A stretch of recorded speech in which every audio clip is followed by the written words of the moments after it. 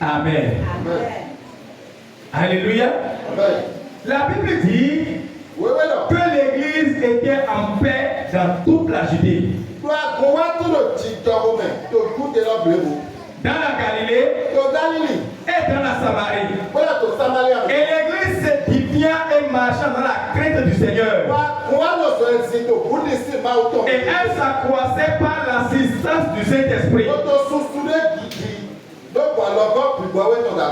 Comme Pierre visitait tous les saints, il descendit aussi vers ceux qui demeuraient à Lydde. Il y trouva un homme nommé Aîné, couché sur un lit depuis 8 ans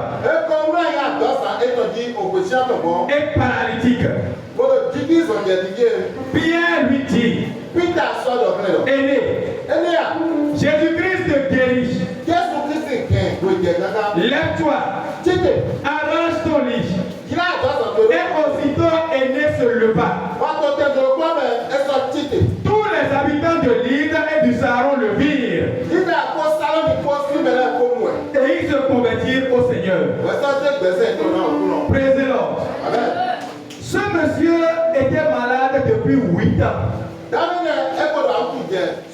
Il était paralytique. Voilà. Il était enflé et il était paralysé. Il ne pouvait pas se lever depuis 8 ans. Mais avant que cela n'arrive, la Bible dit que l'Église était en paix.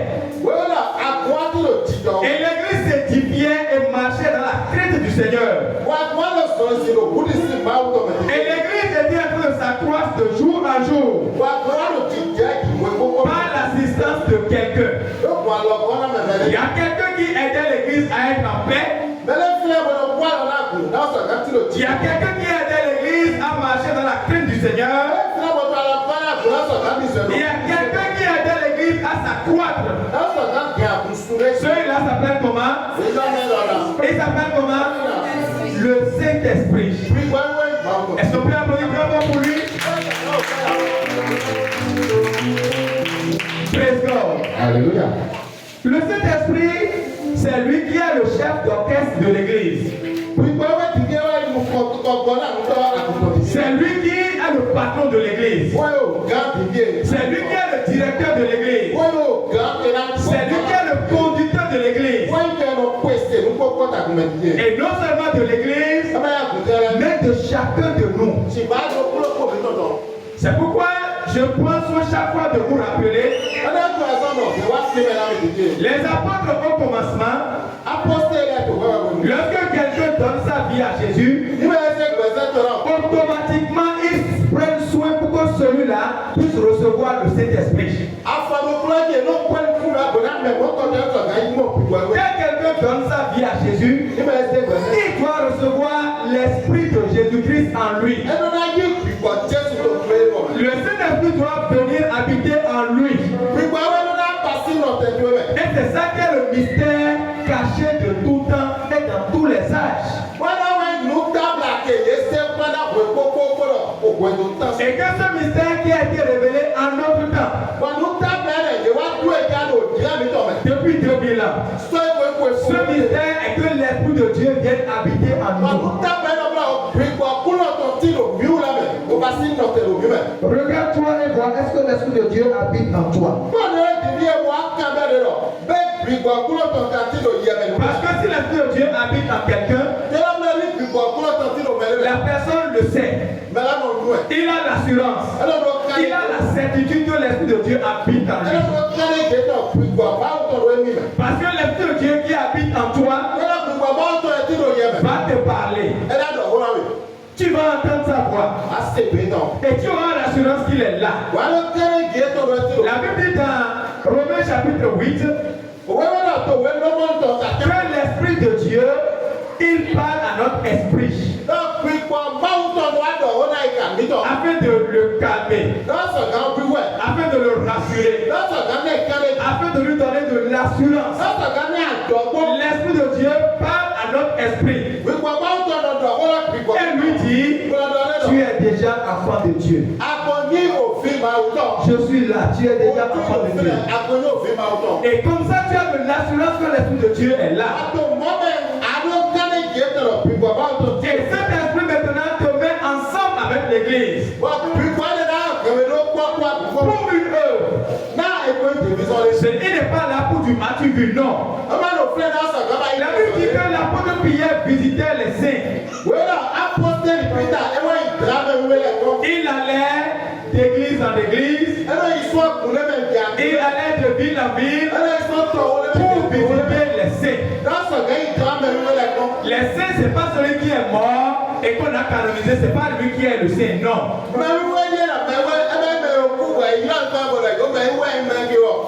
Non, le saint c'est celui qui est vivant et en qui réside l'Esprit de Dieu. Celui qui est né de nouveau, c'est lui qui est un saint. Je suis un saint. Et si tu as l'Esprit de Dieu en toi, tu es également un saint. Quelqu'un peut dire Amen. Si quelqu'un est saint, que la personne va dire Amen. Alors l'apôtre Pierre, il allait d'église en église, de ville en ville, pour aller visiter les saints.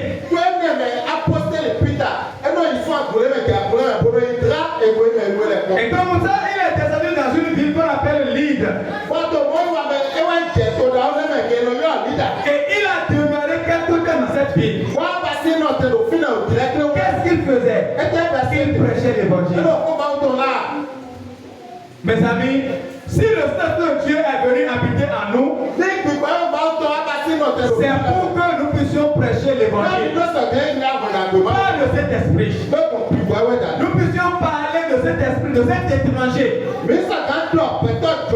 Cet étranger que nous avons reçu. Et qui est venu habiter en nous. Que nous puissions parler de lui. À ceux qui sont autour de nous. Que nous puissions parler de lui. À ceux que nous rencontrons. Mes amis, la présence du Saint-Esprit dans notre vie est tellement importante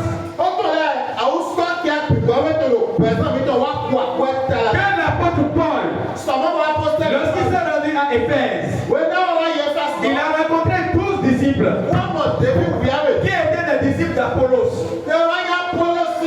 Et quand l'apôtre Paul les a rencontrés, ils étaient en train de prêcher l'évangile.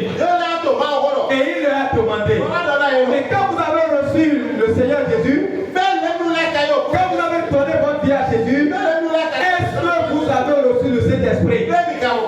Ils ont dit non. On n'avait pas entendu parler qu'il y a un Saint-Esprit. Mes amis, il y a des gens qui se réclament chrétiens, mais qui n'entendent pas parler du Saint-Esprit.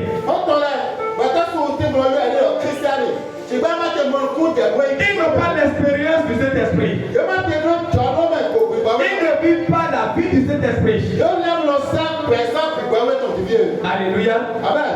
Alors l'apôtre Paul les a rebaptisés au nom de Jésus. Parce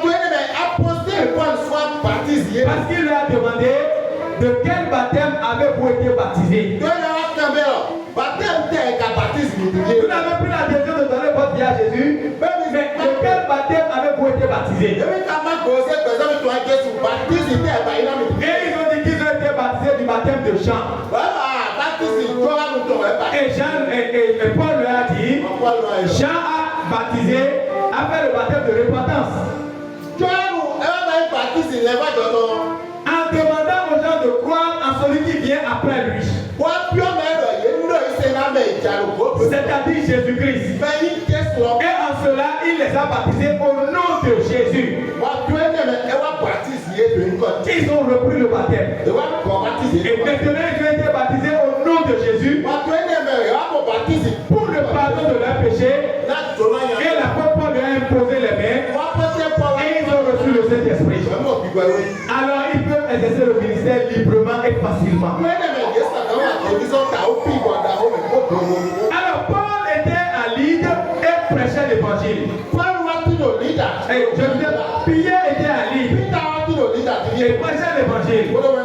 Et pendant qu'il prêchait l'évangile, il a rencontré un homme qui s'appelle Aîné, qui était malade depuis 8 ans.